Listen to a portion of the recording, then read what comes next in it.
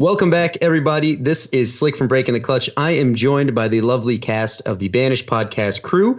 I have Andrew from Team Respawn, Ed from Ed Peter, go figure, and then Nick also from Breaking the Clutch. And today we have a juicy topic to chat about. Andrew, take it away.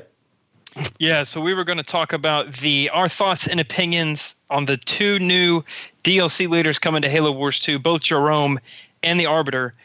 Kind of discussing whether we think they're going in the right direction of releasing leaders from the past, or should they go on more along the lines of creating new leaders, kind of along the lines of Consano and Colony.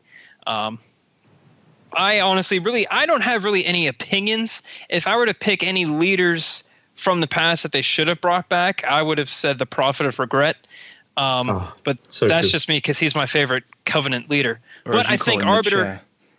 Prophet Planetside. Join the rest of your friends. Yeah, what exactly. do you want? Yeah. Mm-hmm. But I don't have any problem with them creating new leaders like Consano and Colony. Actually, Consano is my favorite leader in Halo Wars 2 right now. So I personally don't have a problem. But I digress. What are your thoughts? Shall I, Ed, shall I go? take it away. Well, like I said to you, I have a bit of an idea for this. And I really like the fact that they're making new leaders and they're bringing back old leaders. Now, something I thought that kind of makes it make a little bit more sense when they bring back old leaders is to kind of come away from the idea that we're playing with two factions. I think you should just have a pool of leaders that you choose from and you just battle it out, because they said the multiplayer isn't canon, so there's no need to have factions. If the way they function is the same, so you've got supplies and you've got power, why does it need to be split into factions? Why is it necessary to have something to be Banished and UNSC?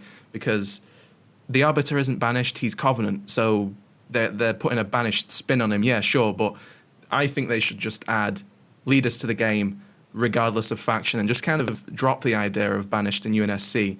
And maybe the Arbiter with a Banished theme is cool, but I think that he's Covenant. I think he should look like the Covenant, and I think the best way they could do that is to just drop the factions. And someone I'd like to see is Tartarus. I think he would be a good addition, because he is a sick chieftain, man. He's pulling that out from your bag of tricks there. Yeah, my little bag of tricks. Or arse.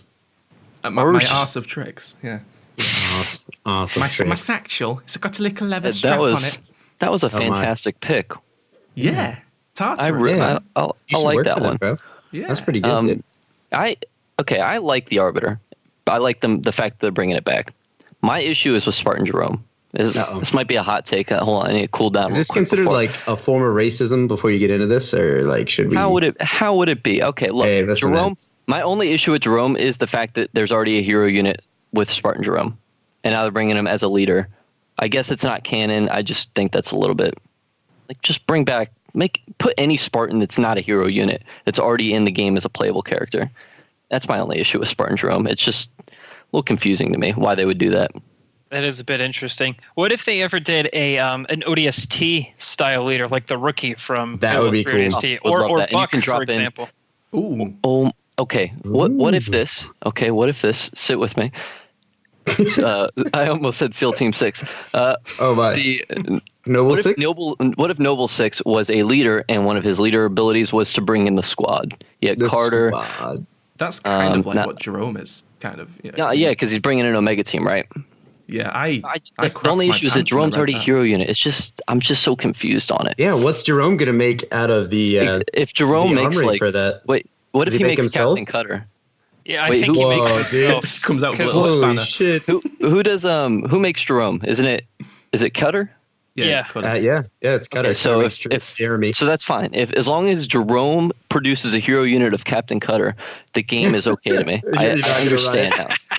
What's he gonna do, dude? He just walks out with a cane and I don't know what's his special ability. He just starts yelling at him, and then everybody gets annoyed. So he would be the human version of the Prophet of Regret. He just drops in Mac Blast. Anytime you hit Y, it's a Mac Blast. Boom, and then you walk away with him and let him recharge with his Y ability. I've just got it. Guys. That's it. I've just got it. It's just came to me. Oh boy, I'm scared. It would be the Red Team Warthog. Oh, that's That is a good one. Right, I like that. You're smart. Ed, on top of it. Come on, guys. First Tartarus, now this. All right. 3-4-3. Let's do Dream Team leader here is either the rookie from Halo 3 ODST or Buck from Halo 3 ODST. Not when he's a Spartan. That doesn't count. Unique unit is the damn Cobra. Special ability. I kind of want to see a cryo bomb, actually.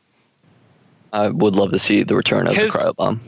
Because that would be, I mean, essentially, it's pretty much just reverse the Inferno, you know? Yeah. Instead of it being a lasting area effect that burns everything, just make everything frozen for a couple of seconds, just like it does in Halo Wars 1. I think putting that would put a big emphasis on strategy on how to spread out your units and things. Because no one in the game that I ever play against, at least, knows how to spread their units out. Everyone just selects all units, and I'm guilty of this too, and sends them to one location, and you just wait for that person to show up, and you drop an Inferno or a Eradication or something. Yeah. I think I'm going to round us back. Let's go back. Somebody give me a rewind sound right there. I'll take us away once you get us back, of course. Don't worry. All right. So going back to the new leader releases of the Arbiter and Jerome, also known as Jeremy, know, with the leaders of Jeremy. You could definitely pronounce that as Jeremy. You know, it depends. Tomato, potato, Jerome. kind of thing. You know, don't worry about it, guys. So anyway, with the leader powers, I want to talk about leader powers. So we touch base on Omega Team real quick, right quick, if you will. Omega Team that's something that's really awesome. You know, once again, taking advantage of these like non-canonical elements, like just being able to do whatever the hell you want with the campaign or the multiplayer. Sorry, you start throwing in random shit. Let's do something that's like really going to hit some heartstrings with the dedicated Halo fans. Like bring an Omega Team. Like boom, like that's something that only people read the books know about. Like say Omega Team, yeah, okay. No one else knows what the hell it is. Right. It's the in damn Halo books, 1, right? Remember, campaign mission. That's right. Okay. They did get dropped in there. You do that again, Ed, please, while no one's talking. Just real quick. That was Andrew. We'll clean up this mess. Oh, Jesus Christ. No, that was Ed. Okay. that was pretty damn good. Okay, so anyway, and then let's flip over to the Arbiter side, right? So you have a little bit of licks of Shipmaster here and there, right? In the Arbiter, you got some mass cloaking. You know, you got some looks like you got elites in your grunt squads instead of brutes. Which is pretty awesome. Then, of course, you got the Phantom. The Phantom is a really cool, badass opportunity. Once again, pulling the heartstrings of the Halo fans. Like, let's just bring some Phantoms in. Because that was actually something, back in Halo Wars 1, that's something I asked myself, like, why is there no Phantom? Like, you know, you see the Spirit drop come in Halo Wars 2 every time to drop off Suicide Grunts, Goliaths, all kinds of things. Why not just use a Phantom as another, say, dropship unit?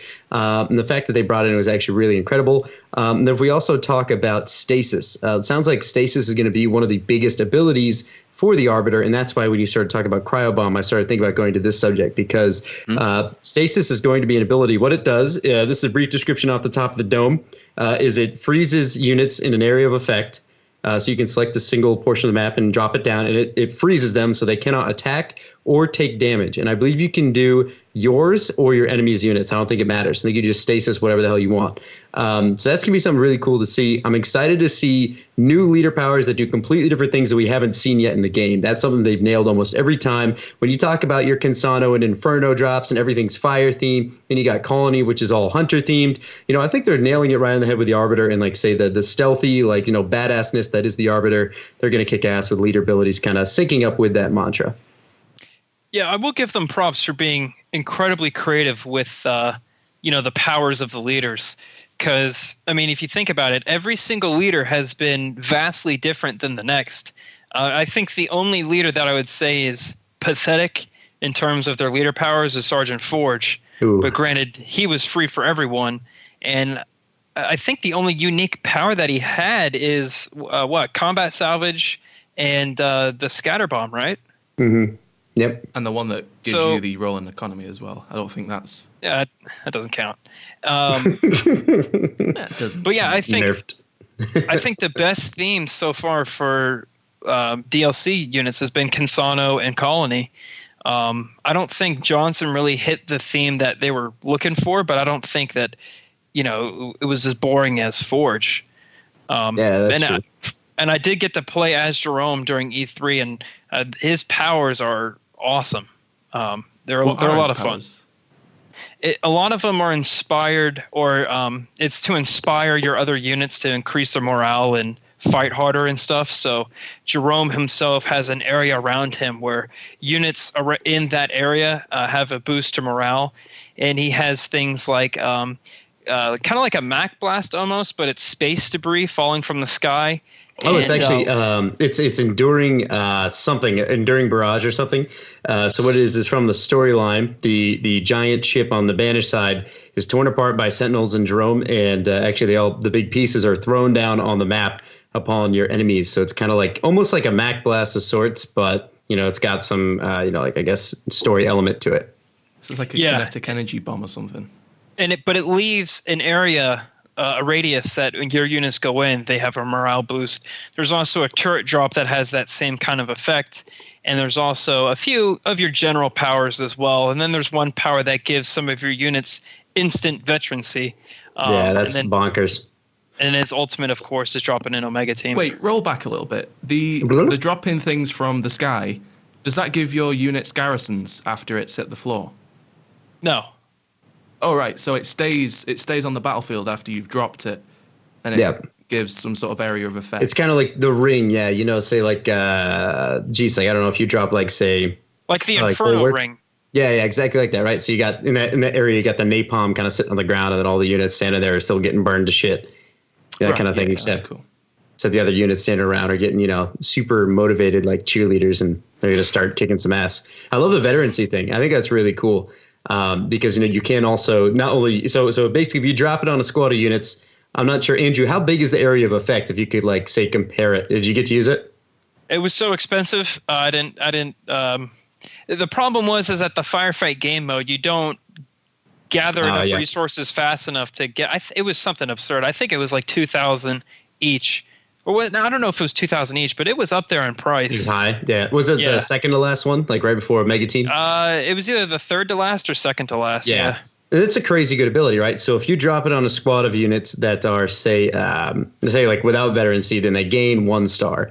And say respectively, guys that are 1 star go to 2 star, 2 star to 3 star. I believe that's the case. So think about it. If you are able to keep your squad of units alive that have V stars, veterancy stars, then you keep dropping it. If you can sit out the cooldown and stuff, you can have an entire army that is, say, 3 star veterancy if you're able to hang in long enough in the game. That's just so awesome to me. I'm going to assume that the area that it affects is going to be about the same as the vehicle symbiotics from Colony. I mean, you might be able to get small. 2. Yeah, you might be able to get 2 or 3 units in there. Yeah, I thought strategy. I mean, I think the biggest cheese, they're probably thinking of this already, but probably the biggest cheese is you call in Omega Team and then drop the veterancy thing on Omega Team. Then hijack special units. That's such a good idea. Yeah. So I think with that in mind, it's not going to be that big of an area. I'm going to steal Grizzlies. If you get in the game until 30 minutes, then you can officially start using those that combination there, Ed. Just got to sit down for a bit. Might as well get some popcorn out too while you're at it. Jesus. That is pretty cool. I like that idea. So here's my counter though. So say just playing devil's advocate, since you didn't officially get to use it, say vehicle symbiotes is a relatively cheap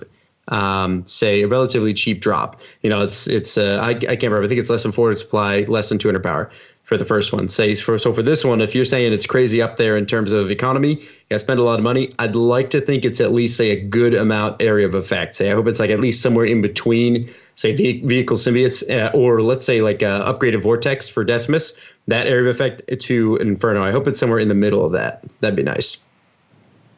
Yeah. I think you'd have to consider how much of a buff it gives the units too, because on Halo Wars 1, I know it was 30% per star. So I don't know if we could get a 90% increase in damage. I don't know if I mean, what they've done for Halo Wars 2, I think it's probably a 10% buff between stars. Because think about it, if you saw a good example of this is there were a lot of games that Ed and I would Super Turtle in Halo Wars 1, and if we had 3-star Cobras, it's going to wipe out anything, even Hunters coming at it. Mm-hmm. And you don't see that in Halo Wars 2. I mean, there can be 3-star anything, and you can crap on it fairly easily if you have enough units. So I don't think veterancy has as much of effect in Halo Wars 2 as it did in Halo Wars 1. Do you guys think It's that probably a balance veterancy kind issue. of broke Halo Wars 1? Because we could have literally one Spartan tank fully veteranized and it would take out a whole army if you moved it around That was properly. the beginning of a super turtle. If you could if you could get your brute chieftain to a 3-star, he's never dying in that game. If you can get your Spartan Cobras up to a good spot in the map, and then they pick off and they get a full wreath of stars. I don't remember how much it was, but 15. It's 15. Yeah, then you're not stopping that. Also, you stack engineers on top of that. Yeah, I think veterancy kind of broke it in a sense, only in the super turtle aspect. But that's not in a their normal problem. Game. That's your problem, right? Like if you allow your enemy to get a 15-star Cobra, you're doing something wrong. It's a super turtle situation because that doesn't ever happen in a normal competitive game. You just don't find anyone who's actually who's trying to build up their veterancy on units. At least I don't think it's the game's fault that it does that. No, that's what I'm saying. I think it's player versus player. I think that's I think it's manufactured by the players. Yeah, I agree. I agree with you. Circle jerk. So let me take us off topic, okay? Oh, here we go. Okay. So down the rabbit hole, if you will. No, let me take you down the rabbit hole. Okay. Alice in Wonderland. Andrew, if they brought back a prophet, I don't care which one it is, how cool would it be for the mega unit to be an OG Scarab? You could say it lasts for like just a couple minutes. Like that's the very tippy top. Like the OG Scarab with the that's not the Banished version. I don't know exactly what it's called, but it's got like the Halo 2 Scarab or something. Halo 2, Halo 3, anything other than the Banished Scarab. You bring that back and you have it on the field for a couple minutes, or you make it so you can purchase it in your war council. I think that would be pretty cool because I really hate the Banished Scarab, and I think that it would be a cool way to bring back because like you guys said, nothing's really canon. So why not just bring in an old school leader and then have him bring back the old school Scarab with him to fight the Banished Scarab? I think it'd be pretty cool. Or you mean like a Halo Wars 1 Scarab, something like that? Yeah, Halo Wars 1. Oh, I guess Halo 2 has a different Scarab than Halo 3. Mm-hmm. They all are different Scarabs, actually. There's no Scarab in Halo 4 or 5. Fun fact. Well, there is a Kraken. Yeah, that's right. Good old Kraken. Whatever that was, that giant ice cream cone. A mammoth. Look, yeah. I think it'd just be cool. Commander Halo Wars 1 Scarab. His super unit would be a mammoth. No, don't. No, be an elf. Good to have you back, Chief. Yeah, he's so like snooze festy, dude. He's a terrible character. Yeah, he's on Locke's level of just uninspiring. He's a dad, dude. They just need more humor in those games. Yeah, honestly, like that was a big part of Halo 1, 2, and 3. Was that like Chief had such great humor and his dialogue? It was amazing. Yeah, jokes. He didn't talk. You told me there wouldn't be any cameras. Yeah, right. And you exactly. told me you were gonna wear something nice. Pull up. I think Johnson's missed in these games. I think that's what it really comes down to. Yeah, well, I think their Johnson run was like not too bad. You know, it's still they killed him in Halo 1 and brought him back randomly in Halo 2. I'm sorry, Halo 1? What? Yeah. What? Yeah, the legendary ending. Cutscene. Didn't you read the books? You didn't read the damn books. Talking about Contact This is Andrew's pet peeve. The damn books. He fucking talking about where he jumps elite. on a Banshees. He's like, "Come here, brother," and he hugs the damn elite, and then he spins it around and uses it as a body shield. You know, and even though the ring's it's just like Goku from Dragon Ball Z. I mean, he blew up when the planet exploded, and he was fine. Yeah, so Johnson 6 is also alive then. Let's Conspiracy theory: Halo is the same thing as Dragon Ball Z. Yeah, it makes Never sense. seen it. Makes perfect sense. Thank you for that. Yeah, I'm gonna say it doesn't make any sense at all. Anyway, back to what I was saying before you bastards interrupted me. Johnson. So I'm kind of. It makes sense that the whole voice actor on strike thing. Whatever. Okay, so they're trying to make sure they get a bigger income because they're basically paid shit, even though they are the lifeblood of video games with good writing. Ignoring Halo 5. So when you're talking about Johnson in general, with his leader, so like if we think about Johnson, right? So when I first think of Johnson from the Halo series, I think of Scorpion tank, I think of like a Warthog, and then I think of like a Spartan laser for say the last mission on Halo 3. Spoiler alert. So when you're talking about those things in general, like you didn't see that. You saw a Mantis. You saw. Yeah, it didn't really make much sense. What the hell is that? What's the giant mecha? It's Jesus Christ, Colossus. A Gundam. Colossi. Yeah, like there's so many. Like it's cool. Like those things are fucking badass. But I don't know. You know what would have been fantastic for his hero unit? What's that? It should have been Guilty Spark with a laser face. Yeah, that actually would. Like, come on, that would have been just perfect. That it would have been humorous because obviously, at least Yeah, exactly. I find that funny. Yeah, what a missed opportunity. Why haven't they hired us? Yeah, Consultants. I agree. What if Listening Johnson? sketch? You're I'm listening? sorry. What if Johnson's special like final leader power was to call in the chief, and then like what they do is they like high five, and then they just like start fucking up everything. And then the like game cool just SMGs. Yeah, and then you lose, and then that's You it. survive Halo long enough to get the chief. activates. It's over. Yeah. That's It's not like a a bad tactical idea, move. actually. Yeah, Because that's with just a thought, Decimus- man. With Decimus, you can get the Warlord and Decimus himself. So do the same thing with Johnson. Yeah, call in the chief, dude. Like, what the hell? Like, how can you lose? They're not that? going to bring. And They're he's not gonna out, bring and he Chief I'm comes just in saying and crash that's lands. a cool idea, man. No, You know? it's cool. Look, these are better ideas than what Johnson got with the Mantis. I agree with you.